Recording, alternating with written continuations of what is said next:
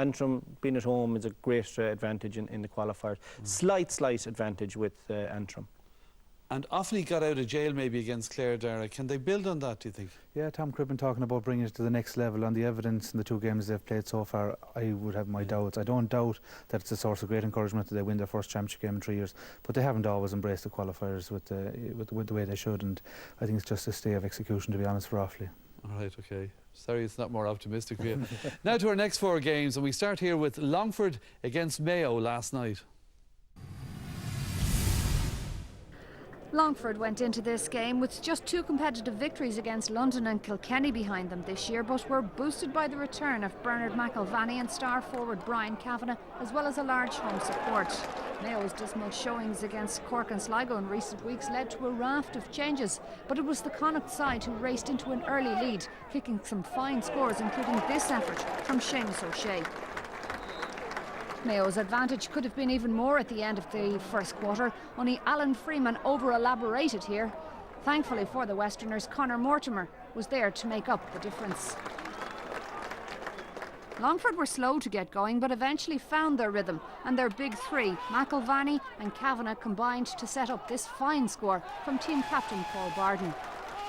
The home side upped their performance in the second half and kicked some fine scores through Mulligan, McGee and Dowd. And then came the game's crucial score.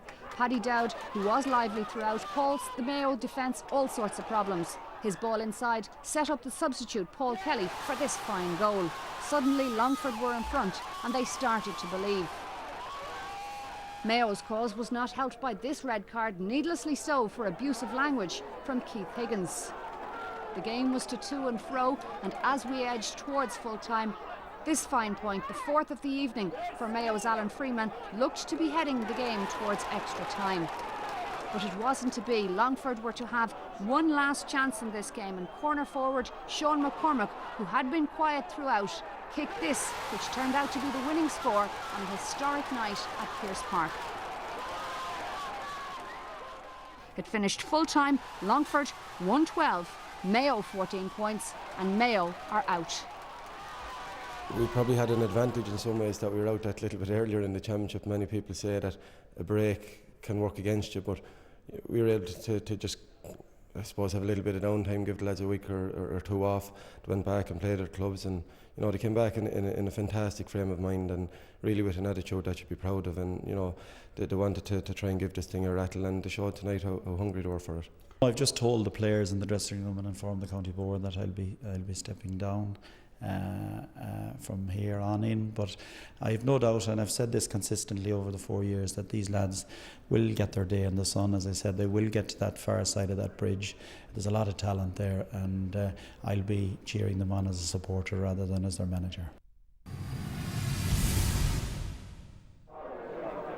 Mick O'Dwyer's Wicklow beat Cavan in Auckland on their long run through the qualifiers last year. Could they repeat the feat in Cavan this year? They got off to a flyer. JP Dalton was pulled down by Thomas Corr, and referee Cormac Riley pointed to the spot. No problem for Leighton Glynn. Wicklow 4 points up after 10 minutes. Cavan struggled throughout the first half and went even further behind when a James Stafford ball found Sean Furlong. Another goal for Wicklow, 7 points clear now. Cavan were down to 14 men before half-time. A second yellow for Thomas Corr for this strike on Furlong. The game running away from Cavan now. 2-5 to 6 points at the break, and their frustration was showing. The second half was barely underway and Cavan were down to 13 men. A sideline tussle between Glynn and Cavan midfielder James Stafford kept going after the ball went out of play. Mulvey struck out in full view of the linesman and he was off.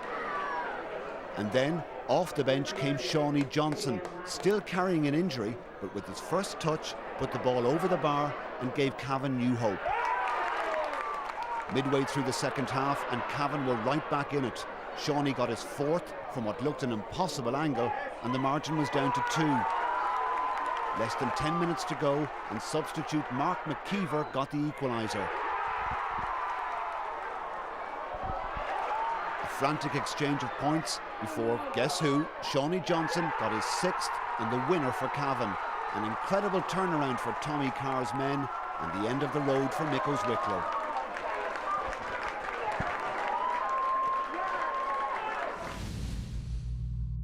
We just stopped playing in the second half, that's all that happened. It's amazing when we had the 2 extra men. It looked like as if it was Cavan that had the 2 extra men.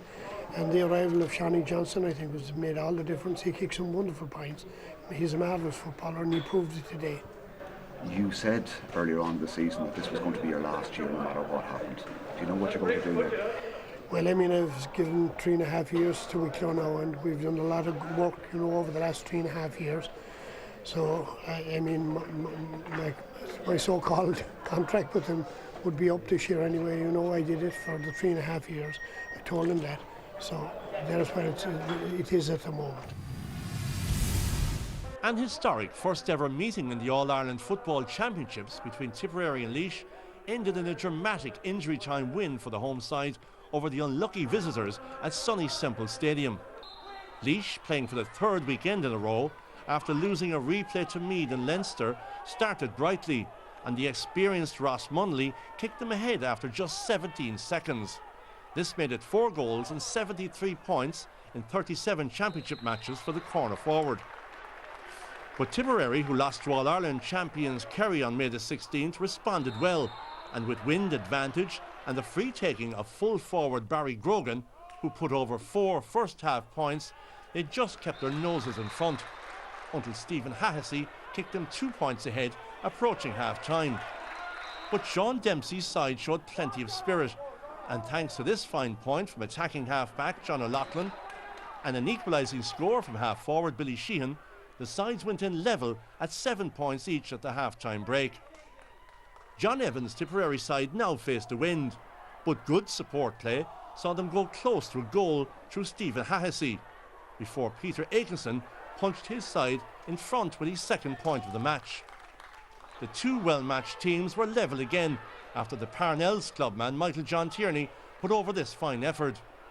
Grogan, who scored 7 points on the day, added this fine point from play. Half-time substitute Brian Mulvihill was making an impact with his first score with just 4 minutes left, as Tipperary nudged 2 points in front. Laois, however, refused to lie down, and 2 points in the 67th and 69th minutes from defenders Pádraig McMahon and an equaliser from the informal O'Loughlin showed their forwards how it should be done. Extra time was now on the cards, but then, in the 2nd minute of added time, super sub Mulvihill sent Tipperary into round 2 of the qualifiers with this winning score. The losing Laois boss, Sean Dempsey, has vowed to stay on despite this full-time score. Tipperary 13 points, Laois 12 points. Look, we've had 2 tough teams, 2 tough draws this year with Kerry and Laois, and to be coming out to winning this one is, after the effort that the lads have put in, is tremendous, and I'm really, really delighted. London actually had the audacity to score first against Wexford in Ruislip as Scott Conroy put over the opening point of the afternoon. But Wexford ran riot after that early setback and quickly took the lead, helped by their first goal of the day from PJ Banville. Wexford continued to score at will in the opening 35 and got a second goal as Andreas Doyle put the ball to the back of the London net. London only scored a handful of points in the whole of the first half. Brian Smith with their 4th to make it 2-12 to 4 points in favour of Wexford at the break. Wexford continued with their target practice in the second half, and Banville teased the London keeper Evan Byrne before scoring his side's 3rd goal. Shane Roach was then left all alone deep in the London half as he picked off Wexford's 4th goal of the afternoon. London lived off scraps, such was Wexford dominance, and Sean McVeigh raided forward from full-back to get a consolation score late on, but an embarrassingly easy win for Wexford in Ruislip, 4-22 to London's 9 points. We came over very apprehensive and nervous about how we were going to play after the Dublin match and what kind of a performance London were going to put in. So we're delighted just coming away with a win, and delighted to be looking to the draw tomorrow morning, knowing that Wexford is going to be in the draw. All right, Dara, special mention for Longford. That was some win over Mayo. Yeah, and it's going to be overshadowed, I suppose, by talk of John O'Mahony's retirement. But Longford have proven to be very, very hard to beat. I think Kerry found out that last year above in Pearse Park, and a deserved win by all accounts above there yesterday. They are a team that, let's say, 4 years ago, for example, were very, very good in the qualifiers and got a good run there. So there's nothing to say that they wouldn't do it again. Lots of talk about Mayo, as Dara says, Kevin. John O'Mahony says those players will go on and achieve. Lots of Mayo fans are doubting that. What do you think? Well, I suppose after last night and the manner of the Sligo defeat as well, it's hard to see it. But I mean, we are at our lowest ebb now, so it's hard to see anything when you're down on your luck like that. It's very hard to be positive. But my hope out of it would be, and I've said this consistently, that we would step back now and use the next 6 to 9 months for someone to just complete an audit of where we're going, our structures, what is it that's preventing us from making it to the very top, and some good might come out of it. All right then, what about Cavan and that comeback against Wicklow was extraordinary? Well, it was, and Cavan, I mean, at one stage looked like they wanted to be out of the championship themselves. I mean, Sendings they were such silly sendings off, incredible. But then, you know, down to 13 men, Shawnee Johnson comes on, the game is electrified and he's flying. Points flying all over the place, and they've got them back, so it has to be Tommy Carr's Cavan against Dublin, I guess. Murphy's Law could well happen. Dara, Tipperary deserve credit too. That was a big win against Laois. Yeah, and I think it's a huge boost as well as that for Munster football. OK, Tipperary have got relegated back down to Division 3, but they've had a reasonable year. They were unlucky to meet Kerry in the first round of the championship. But it was a very, very good win, and I suppose a win for the unbounded positivity of John Evans. He lost players. The quality calibre of Kieran McDonald, Christy Aylward there to United States, and for the other lads to hurling.